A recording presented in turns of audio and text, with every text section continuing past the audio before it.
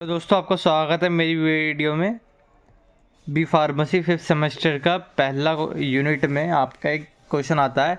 Define and classify antihistaminic agents, give structure, synthesis and SAR of diphenhydramine. ठीक है, ये पूछा हुआ है क्वेश्चन में। तो आंसर में आप क्या लिखेंगे, पहले इसकी डेफिनेशन लिखेंगे। Antihistaminic agents more commonly known as antihistaminic are class of drugs used primarily to treat allergic reactions. Antihistaminic agent जो होते हैं मोर कॉमनली उनको हम कहते हैं एंटीहिस्टामाइन कहते हैं। ठीक है, ये एंटीहिस्टामिनिक लिखा हुआ पर यहाँ पे एंटीहिस्टामाइन कहते हैं इनको। ठीक है, ये क्लास ऑफ ड्रग्स हैं, पर्टिकुलर क्लास ऑफ ड्रग्स हैं जो कि यूज़ किए जाते हैं ट्रीट करने के लिए एलर्जिक रिएक्शंस को। एलर्जिक रिएक्शंस कैसे, जैसे कि आप कोई जुकाम है, ठीक है, या फिर आपकी कहीं इचिंग हो रही है, कहीं आपके स्वेलिंग हो गई, कहीं पेन हो रहा है, कहीं आपके जो छोटे छोटे पिंपल्स या आप बोल सकते हैं जो दाने हो जाते हैं, उनके लिए ये एलर्जिक रिएक्शंस होती हैं। तो इसके लिए होते हैं ये कैसे वर्क करते हैं, ये ब्लॉक कर देते हैं एक्शन को हिस्टामाइन के। एक केमिकल होता है हमारी बॉडी के अंदर जो कि इन्वॉल्व होता है इम्यून सिस्टम में, बाय इम्यून सिस्टम, और रिस्पॉन्स में ये एलर्जिक रिएक्शंस देता है। In response to allergic reactions देता है, ये इम्यून सिस्टम के में इन्वॉल्व होता है। ठीक है, वर्क को ब्लॉक कर देता है, यानी कि इसके एक्शन को बिल्कुल ब्लॉक कर देगा। हिस्टामाइन के कौन सा, हिस्टामाइन के एक्शन को ब्लॉक कर देता है। ठीक है, हिस्टामाइन क्या होता है, हिस्टामाइन एक टाइप का अमाइन ऑटोकॉइड है जो कि प्ले करता है सेवरल क्रूशियल रोल बॉडी के अंदर। हिस्टामाइन जो है एक टाइप का अमाइन ऑटोकॉइड है जो कि यूज़ किया जाता है सेवरल रोल प्ले करने के लिए बॉडी के अंदर। It acts as a local hormone act near the site of synthesis. ये एक्ट करता है ऐसा लोकल हार्मोन की तरह एक्ट करता है नियर, कहाँ, साइट ऑफ सिंथेसिस पे। ये स्टोर्ड होता है इनएक्टिव फॉर्म में, ग्रैनुअल्स की फॉर्म में, मतलब इनएक्टिव फॉर्म और ग्रैनुअल्स में। ठीक है, ग्रैनुअल्स में किसके ग्रैनुअल्स में, मसल बासोफिल्स के ग्रैनुअल्स में ये फॉर्म होता है। एंड रिलीज होता है जब एक्टिवेट हो जाता है ना, एक्टिवेशन जब होती है इम्यून सिस्टम में, जब इसको रिस्पॉन्स देता है तब ये एक्टिवेट हो जाता है। इसके केमिकल नेचर की बात करें, हिस्टामाइन जो है एक ऑर्गेनिक नाइट्रोजनियस कंपाउंड है। इसका फॉर्मूला है C5H7N3। ठीक है, और ये कंपोज होता है इमाइडाजोल की रिंग में। इमाइडाजोल की रिंग में आपने फोर्थ सेमेस्टर की ऑर्गेनिक में इमाइडाजोल और आपका थायजोल की चीज़ से पढ़ा होगा तो आपको ये इजी लगेगा। तो इमाइडाजोल की रिंग में होता है, इथाइलामाइन साइड चेन में होता है इसकी, ये इथाइलामाइन।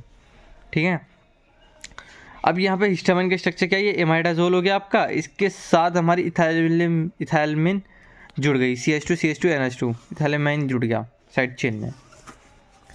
अब इसके सिंथेसिस की बात करें तो हिस्टामाइन जो होता है ये डिराइव्ड होता है from amino acid histidine through a process called decarboxylation. Histamine synthesized होता है एक अमाइनो एसिड से जिसका नाम है हिस्टाडीन, एक प्रोसेस से होकर गुजरता है जिसको हम डीकार्बोक्सिलेशन कहते हैं। ये एंजाइम है पर एक प्रोसेस होती है डीकार्बोक्सिलेशन। ठीक है, ये कैटालाइज्ड होता है एंजाइम हिस्टाडीन कार्बोक्सिलेज से, ये रहा हिस्टाडीन डीकार्बोक्सिलेशन है इससे। ये हिस्टामाइन था आपका, यहाँ पे हमने एक यहाँ पे आपका कार्बोक्सिल ग्रुप जोड़ दिया। ठीक है, कार्बोक्सिल ग्रुप जोड़ते ही यहाँ पे हमारे CH2 और यहाँ पे NH2 आ जाएगा, COH निकल के चला जाएगा अलग, यहाँ पे आ जाएगा COH अलग आ जाएगा। तो हिस्टाडीन इसके मतलब इसकी डीकार्बोक्सिलेशन करा दिए सिंथेसिस में, यही है बस इतना। ठीक है, ये हिस्टामाइन नहीं था, यहाँ पे हमारा सिंपल था।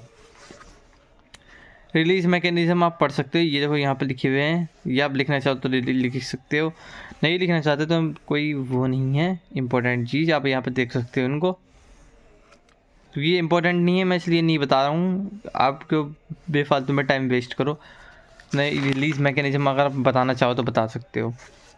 ठीक है, अब इसके एक्टिवेशन की बात करें तो एक्टिवेट कैसे होता है, as a immune response it cause several symptoms cause करता है, जैसे कि itching, swelling, increase mucus production.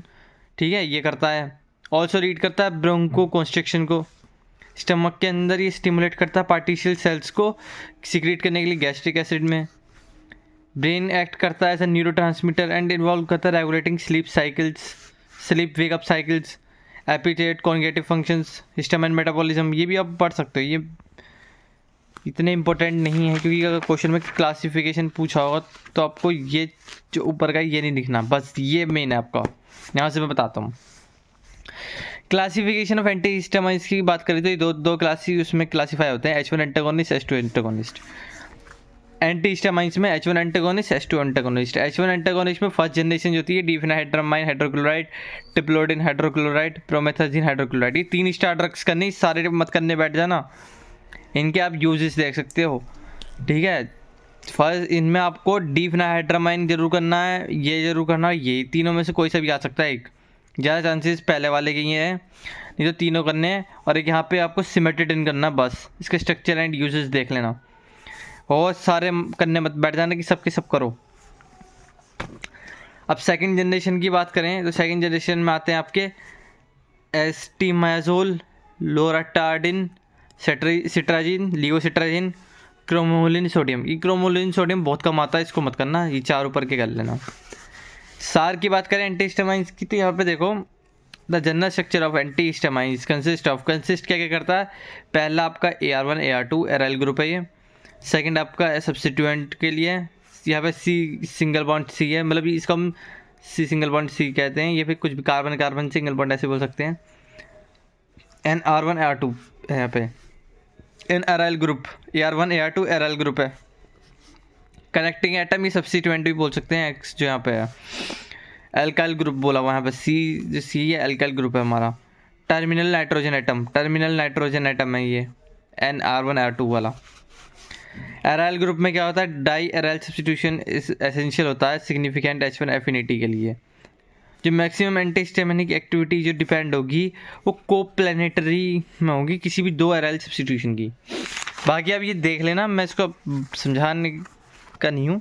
अब यहाँ पे देख लो यार, 1 जनरली फिनाइल ग्रुप या हेट्रोसाइल ग्रुप जुड़ा होता है, यहाँ पे एराइल मिथाइल ग्रुप जुड़े होते हैं।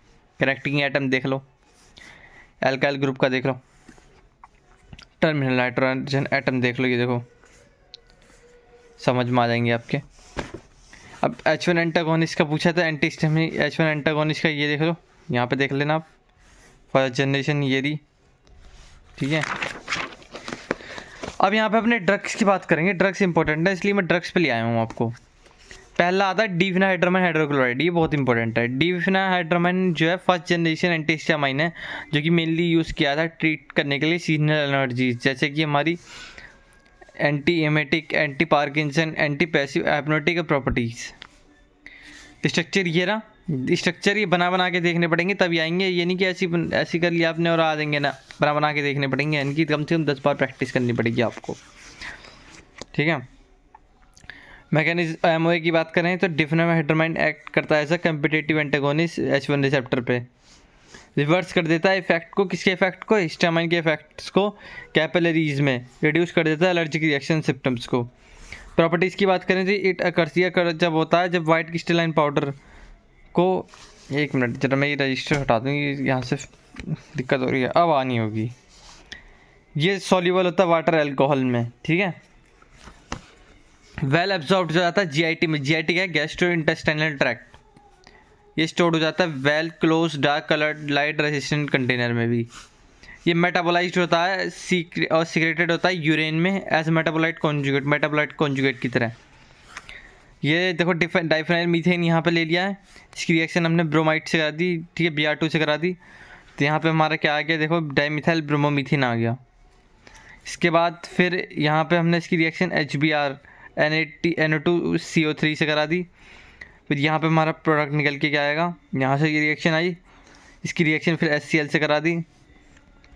ये यहाँ पे रिएक्शन जो है ना, ये आपकी आधी है, यहाँ पे आधी आपकी यहाँ पे देख लो, यहाँ पे ये डिफेनाइड्रामाइन तम पे, ठीक है। यहाँ पे जगह नहीं थी तो मैंने पीछे बना दिया था, ये इसका जो मैंने आपको दिखाया वो पीछे वाला था। अब यहाँ से देखो डिफेनाइड्रामाइन हाइड्रोक्लोराइड बन जाएगा, ठीक है। अब इसके यूजेस आप देख लो, ये हैं। बस मैं आपको यहीं तक बता रहा हूँ। अगर वीडियो अच्छी लगी चैनल को सब्सक्राइब करना, वीडियो को लाइक करना। अगर नोट्स चाहिए तो आप बाय कर लेना, मेरे को DM कर देना, मैसेज कर देना, उसे रिकमेंड कर देना यूट्यूब पे।